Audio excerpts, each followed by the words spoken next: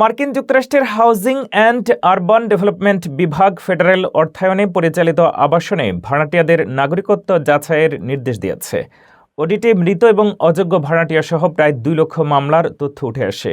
নির্দেশনা অনুযায়ী 30 দিনের মধ্যে যাচাই না হলে হাউজিং কর্তৃপক্ষের বিরুদ্ধে ব্যবস্থা নেওয়া হবে।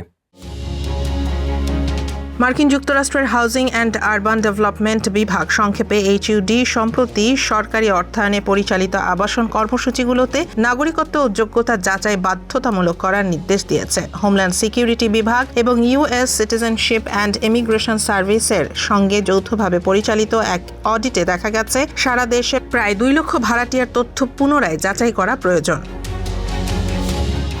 হাড জানায় এই তালিকায় প্রায় 25,000 মৃত ব্যক্তি এখনও ভাড়াটিয়া হিসেবে নিবন্ধিত রয়েছেন। পাশাপাশি প্রায় 6,000 এমন ব্যক্তি শনাক্ত হয়েছেন যারা মার্কিন নাগরিক নন এবং বিদ্যমান ফেডারেল আইনের আওতায় সরকারি আবাসন সুবিধার জন্য অযোগ্য। এসব অনিয়মকে করদাতাদের অর্থের অপচয় হিসেবে উল্লেখ করেছে সংস্থাটি। এই পরিস্থিতিতে হাড সব পাবলিক হাউজিং অথরিটি এবং হাড তহবিল প্রাপ্ত আবাসন মালিকদের 30 দিনের মধ্যে ভাড়াটিয়াদের নাগরিকত্ব ও অভিবাসন যোগ্যতা যাচাইয়ের নির্দেশ দিয়েছে। নির্ধারিত সময়ের মধ্যে প্রয়োজনীয় পদক্ষেপ না নিলে সংশ্লিষ্ট সংস্থাগুলোর বিরুদ্ধে প্রশাসনিক শাস্তি বা তহবিল স্থগিতের মতো ব্যবস্থা নেওয়া হতে পারে।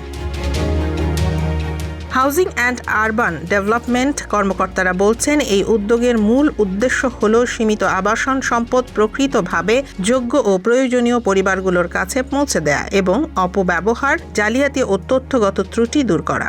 সরকারের মতে এটি কোনো নতুন আইন নয়, বরং দীর্ঘদিনের বিদ্যমান আইন ও নিয়ম কার্যকরভাবে বাস্তবায়নের একটি প্রক্রিয়া।